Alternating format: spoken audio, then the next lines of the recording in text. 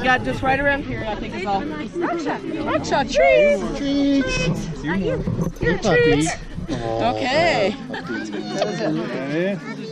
I don't have nothing. I don't have nothing. Yeah, I don't have anything either. Yeah, we'll go. I'll go get you. Well, you guys sure? You guys can get something. Hi, I don't have nothing. Yeah. I don't have any anymore. Ooh, disgusting. Okay, bye, Rockshot. Bye, Rockshot. Okay, so the red foxes, you notice something that's kind of weird about them. They're not red. Exactly. Good eye. Okay, so they're not red. These two, their parents came from a fur farm. And fur farms are in the business of breeding, raising animals, and then they actually, if you've ever seen pictures of a puppy mill, that's very much what a fur farm is like. You have the animals crammed into cages. 85% of them develop some kind of behavioral abnormality because of stress and crowded conditions and boredom. So they cannot live how they're meant to instinctually. They live that way for 9 months to a year until they're full grown, and then they are most commonly killed through electrocution with the rod that's inserted either end, and then they are put on a hook and their skin is taken. About 5% of them aren't dead yet when that happens. It's a very cruel industry we choose not to support. It takes a lot of these guys to make one fur coat, anywhere from 20 to 50 depending on the length of the coat. That's a lot of life to be lost for one coat. And in this day and age, we don't need fur coats anymore. We have all kinds of wonderful man-made fabrics that keep us nice and warm. So we choose not to support this industry. So we do hand feed these guys because little Lika is a piglet and she would eat all the food, and her brother Nevada would go hungry. So Lika is the smaller one. She's on the right-hand side, and then Nevada is her brother. Their mother died. Fur farms are actually creating these white coats. They're genetically altering these animals because they can pass that off as Arctic fox fur, which is more rare and expensive. So the fur farms make more money, but it causes physical problems for these animals, including a weakened immune system. And that's what happened with their mother. She had gotten sick and her immune system wasn't strong enough to get her better, so she died within 2 weeks of giving birth to babies. Dog and cat kibble. So you might be feeding red foxes as well. They are omnivores, so they're going to eat, of course, their prime choice is going to be small animals, rodents, birds, their eggs, but they will eat vegetation, they'll eat fruits and nuts, and they'll come along and eat your dog and cat kibble if you leave it out. So these guys have the nice 2-story condo there. There's bedding on both levels, plus the decking. They also have access to that Sky Fox Freeway. That is listed with the Colorado Historical Society as the longest and tallest covered bridge here in Colorado. So we're quite proud of that bridge. Who's from Colorado here? All right, so you can be proud of that. Oh, ready? Go for it.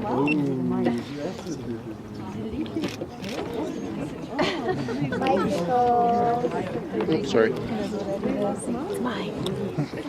Oh, let go. You can't take it off.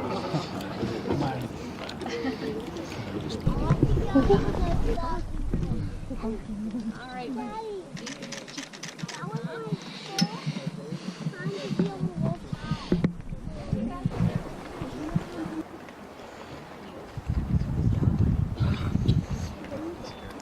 Yes, bones are great for them. So they're on the back of the night, you have different cuts of beef, chicken, and Done. Oh no, it's gone. Here it comes. Oh, get your birds! Get them! Did you get that? He didn't care what He's eating. Yeah, he didn't care while he was eating. Whee! So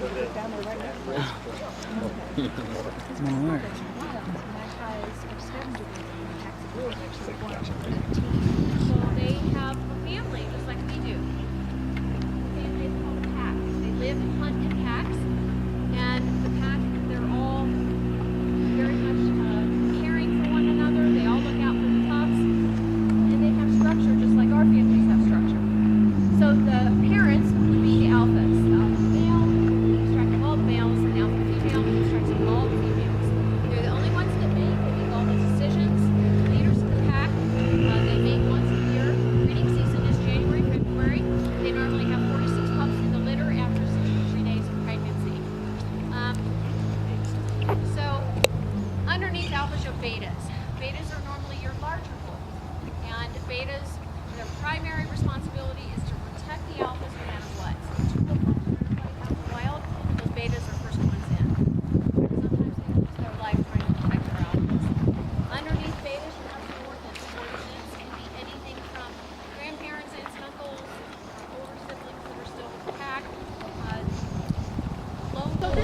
Sultana and Kahati.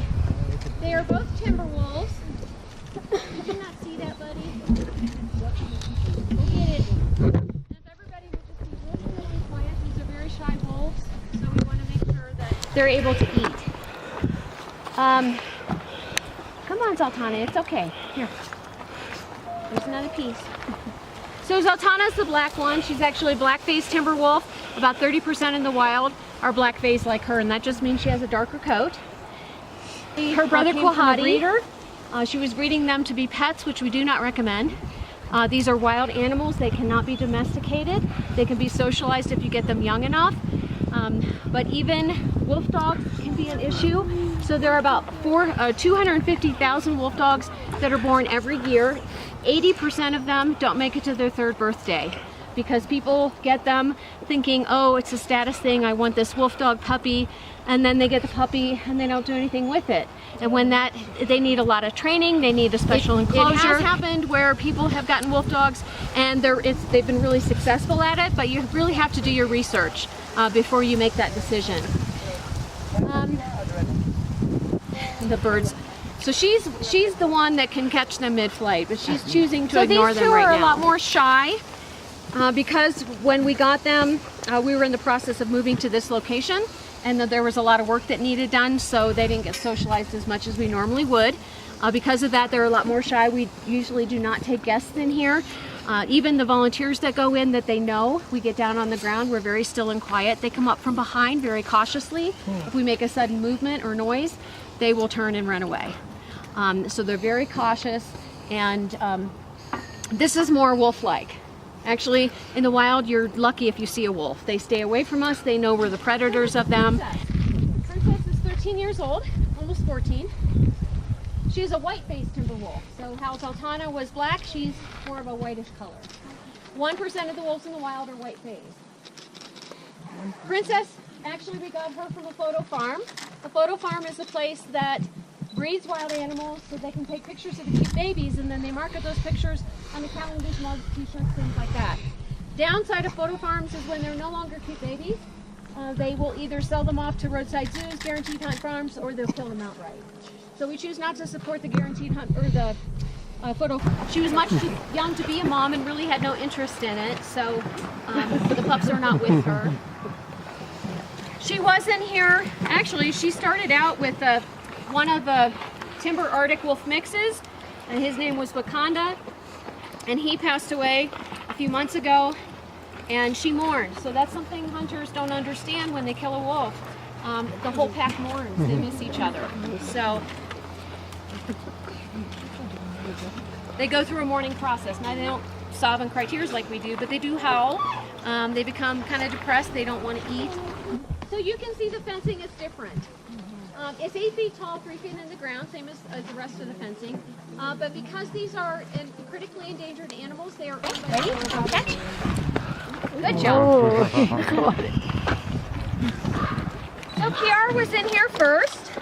She was in here with a wolf dog named Sabin. Sabin was rescued from a college dorm at the age of 3 months. He was very malnourished because the guys really had no interest in taking care of him. So they gave him a lot of what they were eating. He dined on pizza, ramen noodles, chips, Doritos. Sometimes he had a beer with the guys. So he was living the college life, but it wasn't healthy for him. And about 3 months of age, one of the girlfriends notified authorities he had been able to get him. He lived to the age of 16, died in 2010. He chose Kiara as his mate, and when he died, she was heartbroken. In fact, I heard that she howled so much, constant howl, and it was a completely different howl than you would normally hear. It was just full of sorrow. Aww. And none of the other wolves joined in when she was howling, so they let her grieve on her own. Well, she got over that. And then this handsome guy, you're asking for it. You know she'll get you. You know she will. So after she finished mourning, this handsome guy came along. He was about a year old at the time. Had never really been around an older woman. She's actually older than him. We like to call her a little cougar. Over that way. What a beautiful dog. All right. You're so funny. So he was kind of shy at first. She did this beautiful play bow stance, and he knew that meant play. So we introduced him. She was in the enclosure. He was in the 10 by 10. They could sniff and kiss each other through the fence, but they couldn't hurt each other. So if they didn't get along, you could just pull him out right away. Well, they sniffed each other and kind of seemed to be getting along okay. So we put him in. They sniffed each other, kissed each other. They ran behind those huge rocks you see in the back. Didn't come out for over an hour. So they've been dubbed the honeymooners.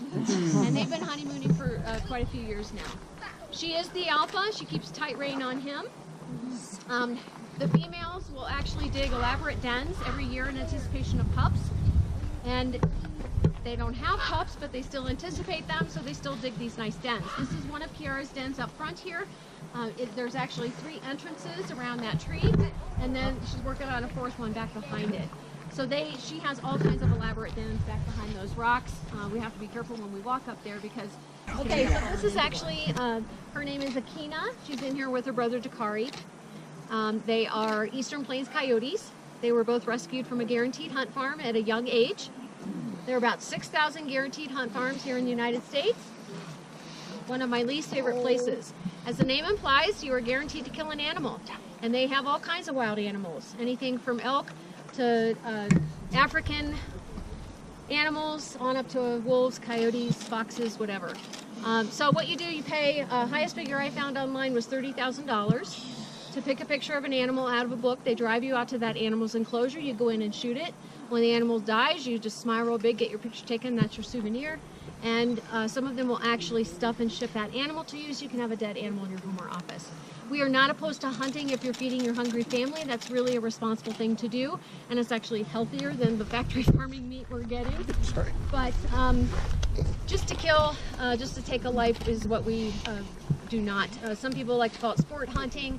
It's not really a sport because in sports you have 2 teams, they both know they're playing the game, and usually the teams are pretty well matched, and that's not the case. It's not a fair fight. So they got out of that situation. They've been here ever since. They're both 13 years old.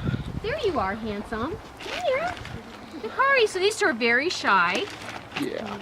So if you're really still and quiet, maybe he'll come down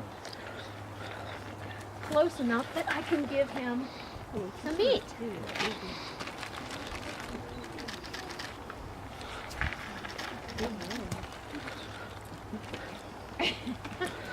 Here, Akina.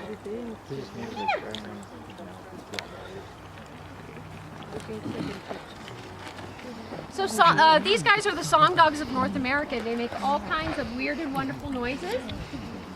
Coyotes are also essential for a healthy ecosystem. They are our primary rodent control. They do eat all kinds of rodents. Very similar food to what the red foxes will eat, but they really love rodents. That's their main focus. They can eat up to 1,000 rodents in a year. They can eat diseased rodents and not get sick. So we really appreciate them for that reason. Hopefully he'll get that piece too. Here he comes. You got it? You gotta find it. You gotta find it. Right Got it. Beautiful. They both are. So these 2 are not really socialized. They don't even come up to us when we go in the enclosure to pen clean or anything like that. But we love. The government is ignoring all science right now. They're ignoring all science. And actually, hunters have killed 20% of the Yellowstone wolves since the hunting started. What they do is they stand outside the border. There's no fence around Yellowstone, so they just get outside the border of Yellowstone. They'll use dead carcasses or electronic pup distress calls. I mentioned even though the alphas are the only ones that mate, every pack member is responsible for the care of the pup. So if they hear a pup crying in distress, any wolf is going to go check that out because they love one another and they take care of one another. So they're doing that right outside the park, and they're luring the wolves out of the park. As soon as they put one paw over that invisible border, they can legally trap and shoot them. And we've lost 20% of our wolves that way, including 06, who is the most famous of all the Yellowstone wolves. Millions of people would come to see her, and she's gone.